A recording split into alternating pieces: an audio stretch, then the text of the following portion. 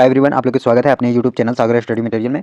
तो आज हम आप लोग के लिए फिर से एक नए क्वेश्चन के साथ आ गए हैं, जो कि यहाँ पे होने वाला है। जो सेमेस्टर 2 का जो भी स्टूडेंट जो सेमेस्टर 2 में है, लिए हुए हैं जो मैनर पेपर साइबर डिफेंस। वैसे स्टूडेंट जो मैनर पेपर है साइबर डिफेंस का एक फिर से एक इंपॉर्टेंट क्वेश्चन जो कि वीवीआई क्वेश्चन में से इसे रखा गया है। ये जो आप लोग का 8 तारीख का एग्जाम है वो होने वाला है। तो यहाँ पे देखेंगे तो भारत में साइबर सुरक्षा का पहल, किस प्रकार से भारत में साइबर सुरक्षा का पहल किया गया है, उसके बारे में आज हम लोग पूरा एक एक पॉइंट को जानने का प्रयास करेंगे। तो इससे पहले अगर चैनल में नए होंगे तो चैनल को सब्सक्राइब जरूर कर दीजिएगा और ज़्यादा से ज़्यादा आप लोग वीडियो को शेयर कीजिएगा, ताकि सारे लोग एग्जाम की तैयारी बहुत अच्छी तरीके से कर पाए। अगर आप इसका जो पीडीएफ है साइबर डिफेंस का, ये अगर आप लेना चाहते हैं तो मेरी टेलीग्राम चैनल पर ये डाल दिया गया है, जो कि 8 तारीख के आप लोग के एग्जाम को देखते हुए हम डाल दिए हैं कि आप पीडीएफ को डाउनलोड कीजिए और अच्छे से अच्छे तरीके से एग्जाम की तैयारी करके जाइए और एग्जाम दीजिए। तो आज हमारे सामने जो क्वेश्चन है वो है भारत में साइबर सुरक्षा का पहल, मतलब जो साइबर सुरक्षा है किस प्रकार से उस पर पहल किया गया है, उसके बारे में आज हम लोग देखने वाले हैं।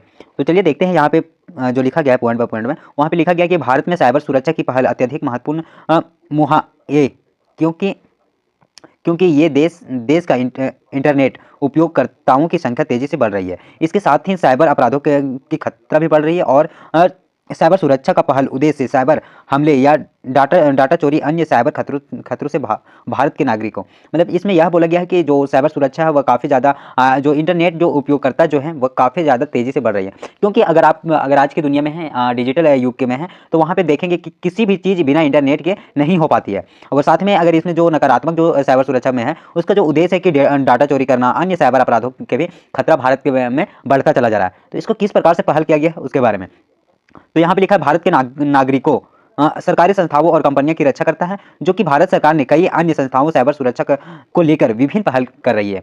जो यहाँ पे जो भारत सरकार ने जो साइबर सुरक्षा के लिए कर रही है वो काफ़ी ज़्यादा जो भिन्न है, काफ़ी ज़्यादा से कर रही है। तो सारा एक एक पॉइंट को आज हम देखने वाले हैं कि किस प्रकार से है। यहाँ पे फर्स्ट में जो लिखा गया कि भारत में प्रमुख साइबर सुरक्षा पहले जो किस प्रकार से है, वह सब एक एक करके point by point number by number हम देखे हैं।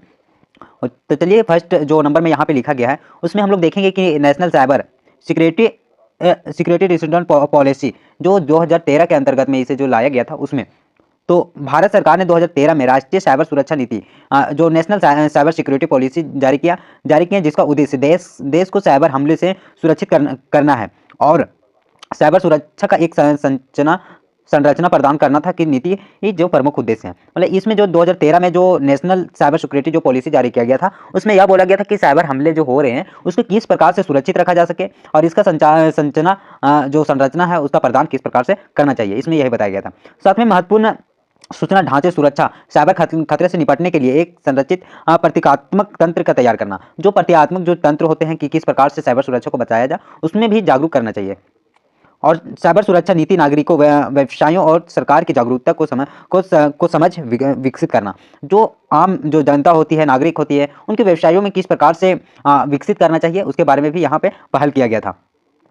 अब इसी में साथ में देखते तो साइबर अपराध को रोकने के लिए सुरक्षा नीति का और प्रथाएं का जो साइबर सुरक्षा है उसकी नीतियां जो है और उसकी प्रथाएं किस प्रकार से रोक लगाई गई है उसके बारे में यहाँ पे फर्स्ट पॉइंट में था। सेकंड पॉइंट में है India computer emergency response team, जो इमरजेंसी जो रिस्पांस टीम है उसके जो कंप्यूटर के आधारित जो थे इंडियन कंप्यूटर, उससे किस प्रकार से सुरक्षा मिला है उसके बारे में। तो भारत सरकार द्वारा स्थापित एजेंसी जिसका उद्देश्य देश के साइबर सुरक्षा से संबंधित घटनाओं पर प्रक्रिया देना और उसे रोकना, साइबर खबरी के प्रति जागरूकता बढ़ाना है। यह एजेंसी निम्नलिखित कार्य करती है। जो ये एजेंसी जो बनाई गई थी, जो इमरजेंसी एजेंसी, कि कहीं भी अगर साइबर हमला हो, साइबर सुरक्षा के लिए हो, तो वो घटनाएं पर प्रतीकात्मक किस प्रकार से उसमें रोकना चाहिए उसके बारे में। तो उसको रोकने के लिए काफ़ी ज़्यादा जो पहल किया गया था उसके बारे में यहाँ लिखा गया था, वह है साइबर सुरक्षा घटना पर निगरानी रखना और उसे रिपोर्ट करना, साइबर हमलों के दौरान त्वरित प्रतिक्रिया प्रदान करना, फिर साइबर सुरक्षा से संबंधित दिशा निर्देशों और सलाह देना, और साइबर सुरक्षा का सुधार के लिए सरकारी नीति संस्थाओं के साथ सहयोग। जो इसमें बोला गया कि नागरिक जो किस प्रकार से उसका करना, फिर यहाँ पे बोला गया कि जब हमले होता है साइबर हमले तो उसके पर जो प्रदान है उसके बारे में, फिर जो संबंधित जो दिशा निर्देश है उसको सलाह देना, प्रदान करना। साथ में अगर इसका बात किया जाए तो जो सरकारी निजी जो संस्थाएं हैं उसका सहयोग करना, सारे चीज़ों के इसमें आम जनता को करना था।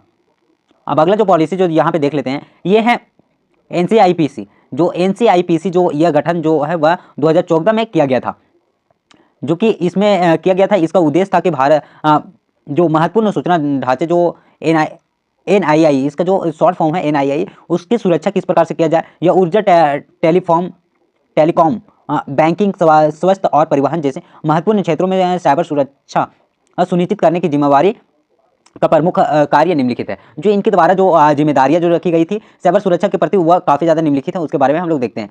इसमें यह बताया गया कि महत्वपूर्ण राष्ट्रीय ढांचे की सुरक्षा करना, फिर साइबर सुरक्षा को खतरे से रोकना और प्रतिक्रिया देना, जो कि नीति नियमों में इसे रखा गया था। सामाजिक और निजी क्षेत्र में सहयोग और प्रोत्साहन करना, जो आपके जो निजी क्षेत्र हैं और उसमें या फिर सामाजिक हो, उसमें प्रोत्साहन आपको करना और उसी में सहयोग भी करना, ये सारी चीज़ें इसमें बतलाया गया था। अगला जो हमारे पास जो नेक्स्ट पॉइंट है उसमें है डिजिटल इंडियन पहल। जो डिजिटल इंडियन पर किस प्रकार से पहल किया गया था उसके बारे में।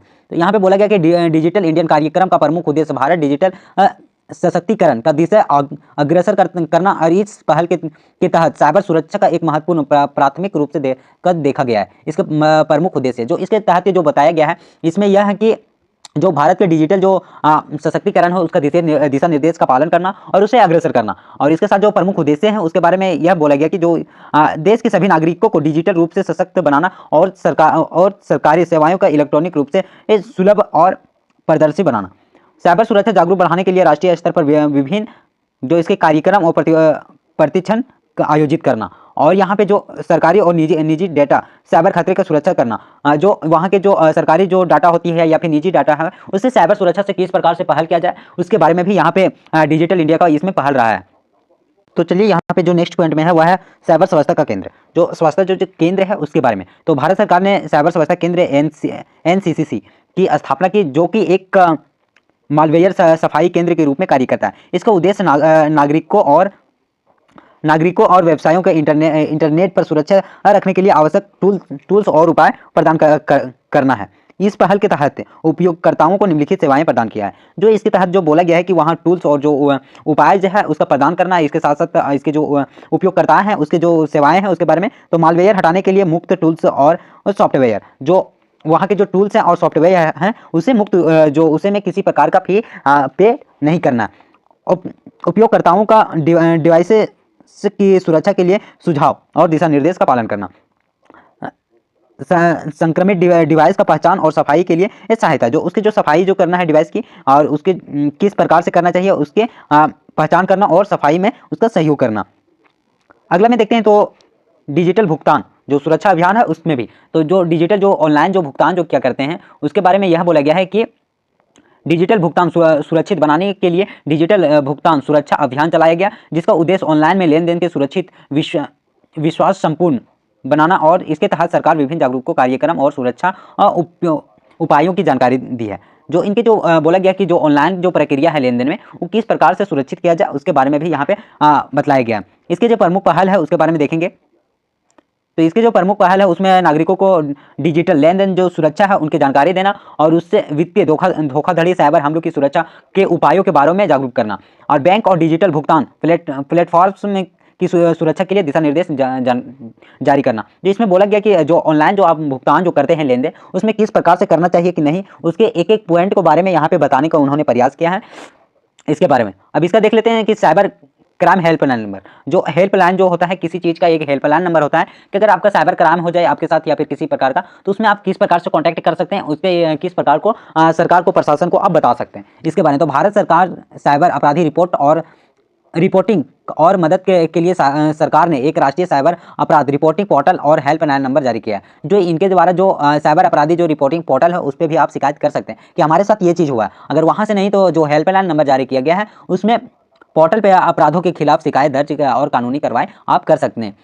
तो इसका हेल्पलाइन नंबर जो होने वाला है ये आप लोग जो यहाँ पे देखेंगे तो जो साइबर अपराध का हेल्पलाइन नंबर है 155260, ये उनका हेल्पलाइन नंबर है। आप किसी भी अगर आपके साथ धोखाधड़ी होगा तो वहाँ पे विरोधी वाला टीम के साथ आप टीम के लिए आप किसी प्रकार का शिकायत दर्ज करवा सकते हैं। यह पोर्टल साइबर धोखाधड़ी और ऑनलाइन फिशिंग और अन्य साइबर अपराधों की शिकायत दर्ज करने के लिए प्लेटफॉर्म प्रदान किया गया है।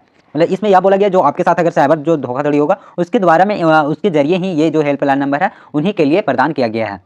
तो चलिए इसका निष्कर्ष के बारे में देख लेते हैं कि भारत सरकार में और जो किस प्रकार से साइबर अपराध की पहल जो है उसके बारे में हम लोग देखें। तो यहाँ पे जो निष्कर्ष के बारे में है वह है भारत में साइबर सुरक्षा के लिए कई महत्वपूर्ण पहले और नीतियाँ लागू की गई है, जिसके उद्देश्य डिजिटल दुनिया को सुरक्षित और संरक्षित बनाए, जो कि सेट इन NCCC जैसे संस्थाएं IT इत्यादि जैसे कानून देश की साइबर खतरों से बचाने के लिए के लिए ठोस ढांचा प्रदान किया है। इसके साथ ही साइबर सुरक्षा जागरूक और डिजिटल सुरक्षा कार्यक्रम के माध्यम सरकार और निजी संस्थाएं हैं नागरिकों के साइबर अपराधों के बचाने का निरंतर प्रयास कर रही है। मतलब जो इसमें बोला गया कि जो संस्थाएं इसमें हैं कि किस प्रकार से भारत सरकार के लिए अपना योगदान दे रही है और इसका जो पहल है किस प्रकार से किया गया है उसके बारे में सारा एक एक पॉइंट को बारे में बतलाया गया था। तो अगर चलिए ये सारा पॉइंट को हम लोग देख लिए हैं। अगर आप चैनल में नए होंगे तो चैनल को सब्सक्राइब जरूर कर दीजिएगा और ज़्यादा से ज़्यादा अपने दोस्तों के पास शेयर कीजिएगा। अगर आप इसका पीडीएफ अगर लेना चाहते हैं तो फिर से हम बता देना चाह रहे हैं कि इसका जो टेलीग्राम जो ग्रुप है सागर स्टडी मटेरियल के नाम से वहाँ पे हम डाल दिए हैं। तो चलिए फिर से मिलते हैं एक नए वीडियो के साथ, तब तक के लिए बाय, जय Hind, all the best, thank you so much.